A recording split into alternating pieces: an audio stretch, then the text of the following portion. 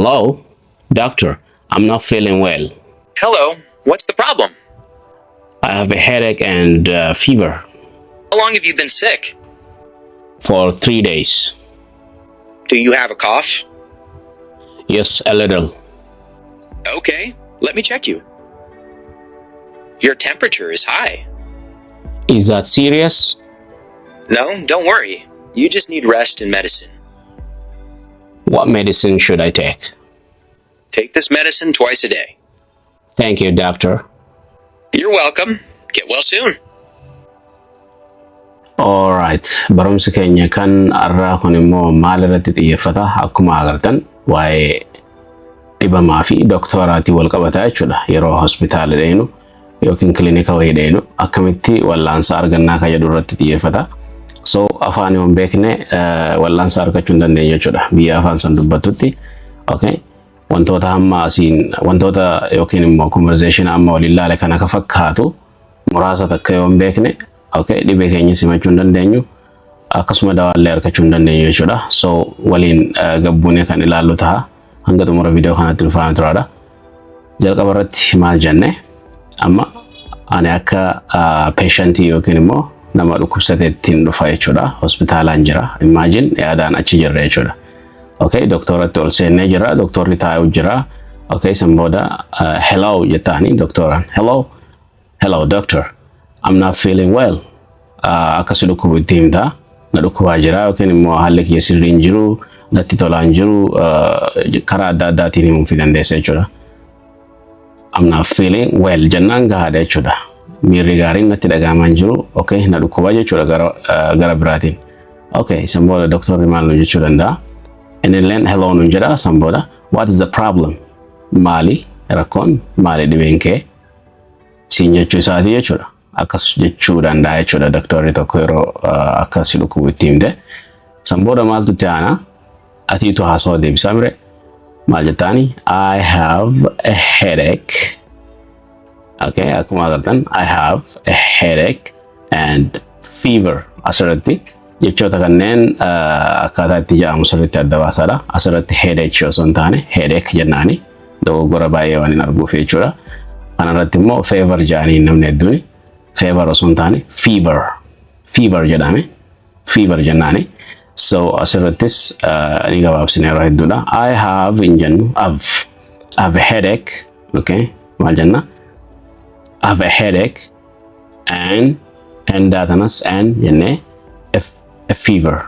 Okay, walirratti yeroo jennu I have a headache and fever. Maal jennee? I have a headache and fever. Akkas jennee jechuudha. So hiikni isaa akkuma agartan dhukkubbii mataatti isin qaba, ho'a qaamaatti isin qaba jechuudha. Fever jechuun ho'a qaamaa yoo ta'u, headache jechuun dhukkubbii mataa jechuudha. So sanbooda doktorri immoo maal jechuu danda'a? How long have you been sick? Hangam takkaaf si dhukkubaa ture jechuudha. Dhibee namsi jiru kuni hangam takkaaf sitti jira jedhee si gaafachuu danda'a jechuudha. Maal jedhaa barreeffamni? Yeroo hammamiif yookiin immoo hangam takkaaf dhukkubsataa jirtaa jechuudha. So hanga dhukkubaa ture itti himte jechuudha sanbooda.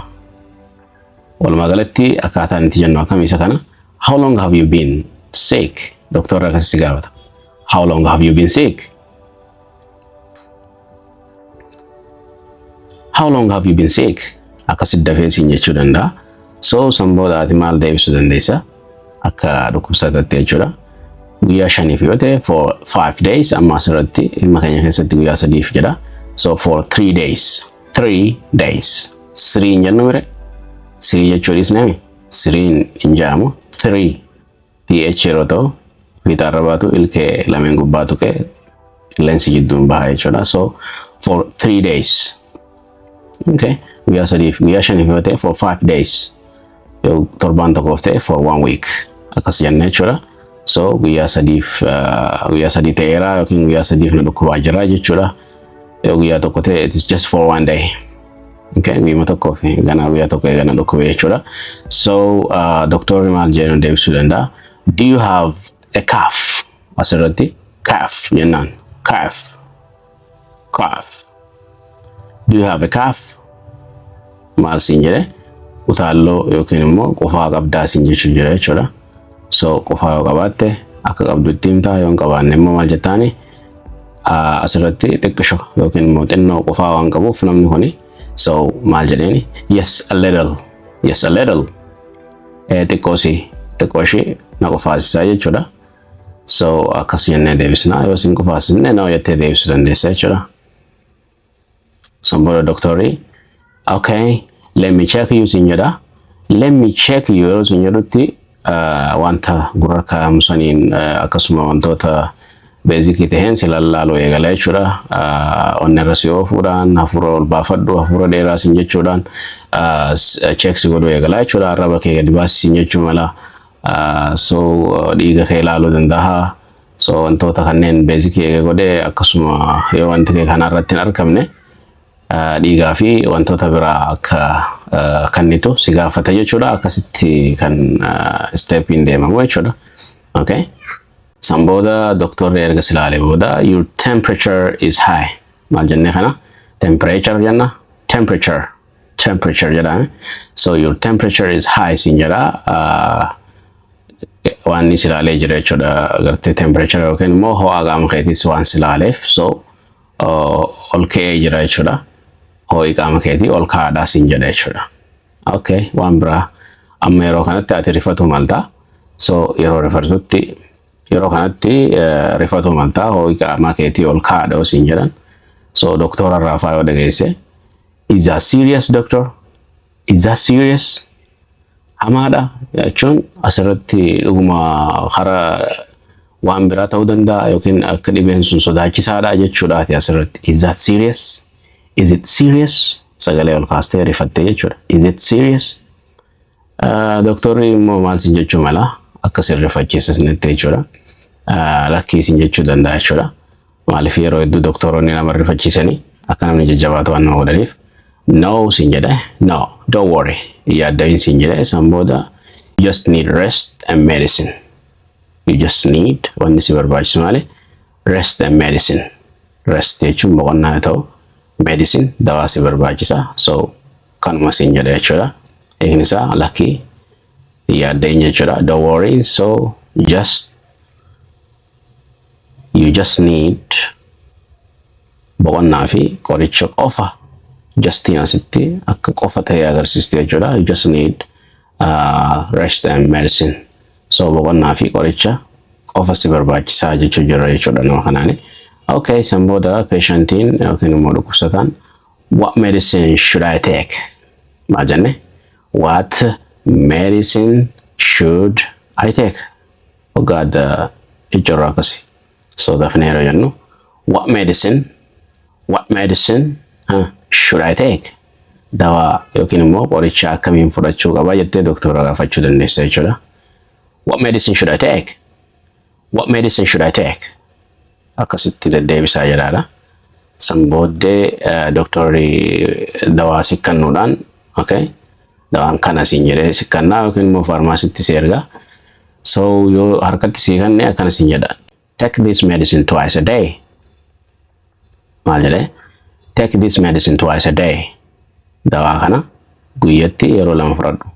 Take this medicine dawaa kana fudhadhu twice yeroo lama a day guyyatti jechuudha. So eekni isaas kanuma akkuma agartan kana. So ati akka dhukkubsatatti doktoricha galatoomfachuu qabda. Thank you doctor. Galatoomi doktora. Akkasitti galatoomfachuu danda'u qabda jechuudha. San booda doktortichi maal siin jedha? You're welcome. Get well soon. Humaa miti siin jechuu danda'a yookiin akka afaan keenyatti humaa miti siin jedha jechuudha. Akkas jettee deebistaafi. So you're welcome. You're very welcome jechuus ni danda'ama. So san booda doktorticha haasoo isaatti fufuudhaan get well soon. Maal jechuudha? Dafii fayyi. Dhalotti rabbi si haa fayyisu. Waliin jennu sana jechuudha akka aadaa teenyatti. Rabbi si haa fayyisu. Saffisaa rabbi si haa fayyisu waan akkasii jedhamame akka afaan keenyatti. So ingiliffaan immoo get well soon. Dafii fayyi. Dhalotti fayyi. Waan akkasiiti jechuudha. Akka daftee fayyitu siif hawwuu jechuudha walumaa galatti. Doktortichi akka ati daftee fayyitu siif hawwuudhaaf wanni inni fayyadamu jechi get well soon dhiyootti fayyi. Dhalotti fayyi. Ifame? So barumsi keenya kanarraa isa kana ture. Viidiyoon inni itti aanu immoo waan biraa ta'a jechuudha. Wantoota guyyaa guyyaadhaan barbaachisu keessaa tokko ta'a. So viidiyoon kun yoo isinitti tole Ingiliffaan barsiisettanii yookaan yaaddan ta'e viidiyoo kana akka deebinee kan biraatis daleenu laayikii heddumeessaa tuqaadha. Akkasuma nama biraatiifis sheer godhaadha. Yoo haarawaa taatan immoo subscribe gochuun dagatinaadha. Viidiyoo itti aanuun barumsa biraatiin hanga walitti deebinutti yeroo gaarii isiniif haa ta'u. Have a great time. Bye bye for now.